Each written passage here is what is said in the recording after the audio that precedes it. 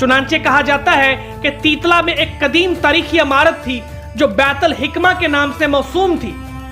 यह इमारत मुकफल थी और दस्तूर यह चला आता था कि उंदलस का नया फरमारवां इस पर एक ताला चढ़ा देता था और इसकी कुंजी उस ताले के साथ लटकी रहती थी।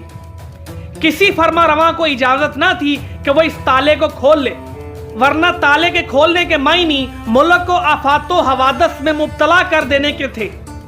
इस इमारत की हिफाजत के लिए दरबान मुकर्रर थे। चुनांचे रॉड्रिक की तख्त नशीनी के वक्त भी दस्तूर के मुताबिक वो दरबार में हाजिर हुए और इस इमारत पर कुफल चढ़ाने की रस्म अंजाम देने की दरखास्त की।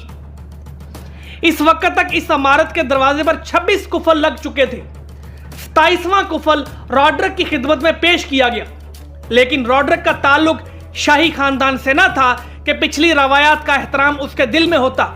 उसको इस तिलिस्मी इमारत की हकीकत दरियाफ्त कर